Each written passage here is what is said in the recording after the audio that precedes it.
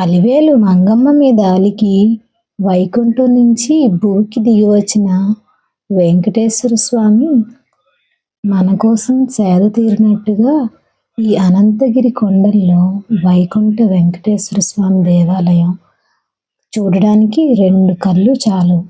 మీరే స్వయంగా వెళ్ళి ఆ దేవుడిని దర్శించుకునేంత ఈ గుడిని మీరే స్వయంగా వెళ్ళి చూసినట్టు నేను వీడియో తీశాను. ఈ వీడియోలో ఆ గుడికి ఎలా వెళ్ళాలి, ఆ గుడి ఎప్పుడు కట్టారు, ఇలాంటి సమాచారం అంతా ఉంది.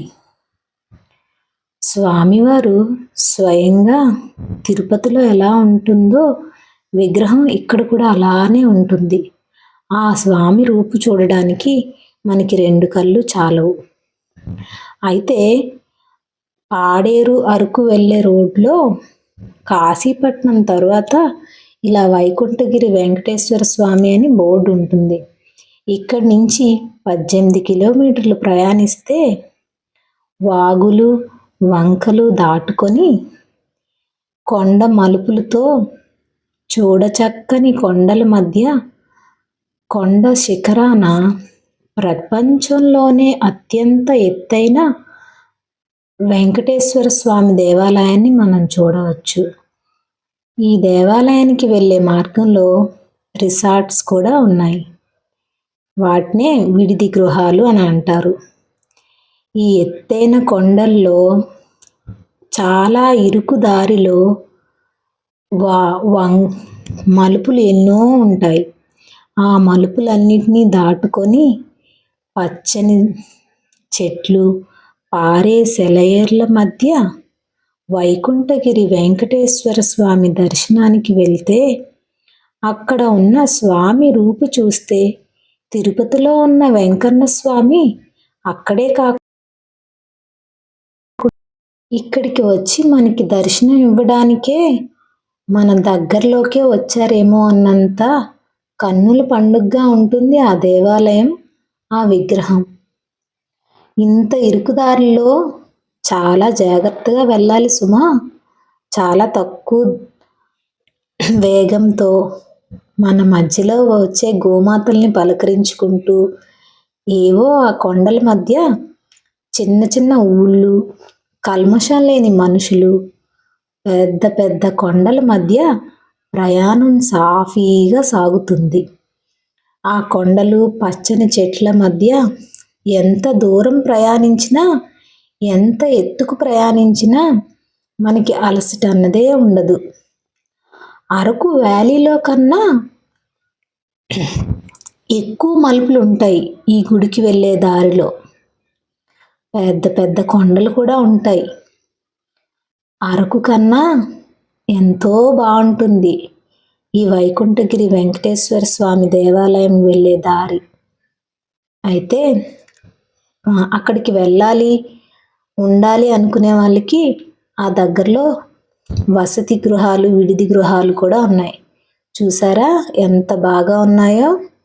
మనం ఫ్యామిలీ కుటుంబంతో కలిసి వెళ్ళి అక్కడ ఉండాలనుకుంటే చక్కటి వసతి గృహాలు కూడా ఉన్నాయి. అయితే ఆకాశం అలిగి వెంకటేశ్వర స్వామి పాదాల దగ్గర కూర్చోటానికి వచ్చిందేమో అన్నట్టు మేఘాలు భూమిని తాకాయి. అక్కడి ప్రకృతి సౌందర్యం మన కన్నులకు చాలా విందు చేస్తుంది. మనం కార్లు, బంగ్లాలు, డబ్బులు, బంగారం ఇవ్వలేని తృప్తి, ఆనందం మనకి ప్రకృతి ఇస్తుంది. ఆ ప్రకృతికి ఇంకా ఆహ్లాదం, ఇంకా ఆధ్యాత్మికం తోడైనట్టు ఈ గుడిని ఎంతో చక్కగా నిర్మించి మనకి ఇలాంటి దర్శన భాగ్యం కల్పించిన ఆలయ ధర్మకర్తలకి మనం ఎంతో కృతజ్ఞులం. మనం కృతజ్ఞతా భావంతో ఉండాలేమో. చూసారా ఆకాశం పైనుంచి భూమిని తాకినట్టే ఉంది కదూ. ఎంతో సుందరమైన ఈ దృశ్యం చూడడానికి 2 కళ్ళు చాలవంటే నమ్మండి. అంత కొండల మధ్య ఆ వాగు చూసారా, ఆ నీటి ప్రవాహం తాటిపూడి అని జలాశయం ఇక్కడి నుంచి మనకి ఎంతో స్పష్టంగా కనబడుతుంది. ఎంతో మంది దాహం తీర్చే ఆ జలాశయం ఇక్కడ మనకి వెంకటేశ్వర స్వామి దేవాలయం నుంచి చూస్తే చాలా దగ్గరగా చాలా అందంగా కనిపిస్తుంది. అంత ఎత్తైన కొండలు మనం ఎక్కడా చూసుండము. అంత ఎత్తైన దేవాలయం కూడా ప్రపంచంలోనే ఇదే. అలాంటి దేవాలయం మనకు దగ్గరగా ఉన్నందుకు మనం ఎంతో అదృష్టవంతులం. చూసారా ఆ చెట్టు ఆకాశం కలిసిపోయి కొండల మధ్య ఆ దారి ఎంత చక్కగా ఉందో కదా. ఆ మలుపులు తిరుగుతూ వెళ్తున్నప్పుడు చూడడానికి 2 కళ్ళు సరిపోవు. ఇటు చూడాలా అటు చూడాలా అని మనం మనం తికమక పడతామంటే నమ్మండి, ఇదిగో వచ్చేసాం. ప్రపంచంలోనే ఎత్తైన వెంకటేశ్వర స్వామి ఆలయానికి స్వాగతం అని అక్కడ రాసింది. అయితే చూసారా అక్కడ మేఘాలు కొండలు భూమిని తాకాయి అన్నట్టు ఉంది. వెంకటేశ్వర స్వామిని పాదాలు తాకటానికే మేఘాలు ఆకాశం కింద పడ్డాయా అన్నట్టు ఉంది ఈ సౌందర్యం. ప్రకృతికి మించిన ఆనందమే లేదు కదా ప్రపంచంలో. ప్రకృతి దైవత్వం ఒకే దగ్గర ఉంటే ఎలా ఉంటుందో అలా ఉంది ఈ దేవాలయం. జీవితంలో ఒక్కసారైనా ఇలాంటి దేవాలయం మనం చూడాలి. చూడలేని వాళ్ళకి నా వీడియో చూసి స్వయంగా వాళ్ళే దర్శనం చేసుకున్నారేమో అన్నంత బాగా కనపడాలని నా ఈ ప్రయత్నం మీకు నచ్చితే ఖచ్చితంగా ఒక లైక్ చేయండి.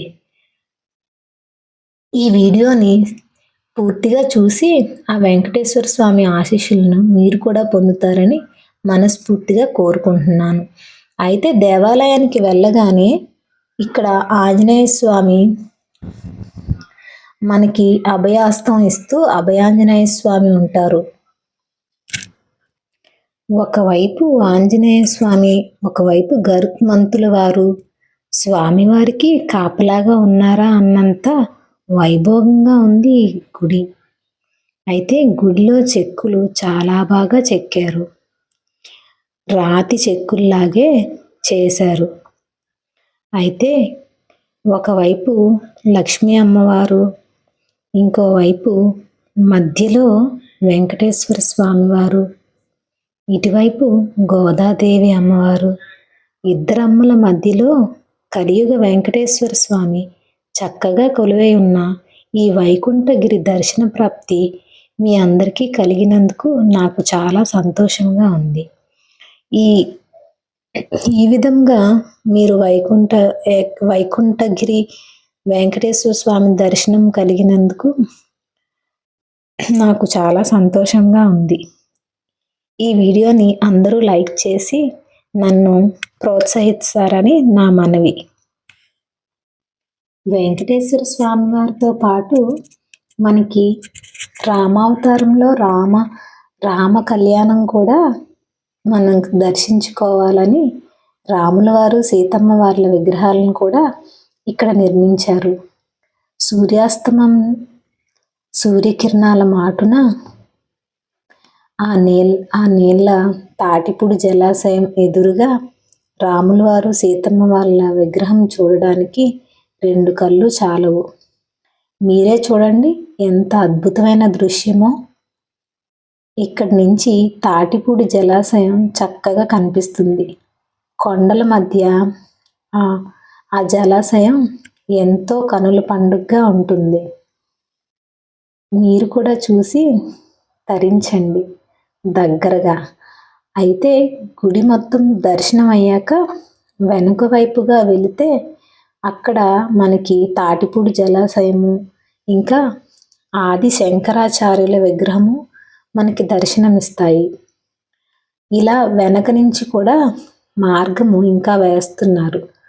ముందు అలానే పంపించేవారు, ఇప్పుడు ముందు నుంచి రోడ్ వేసేశారు.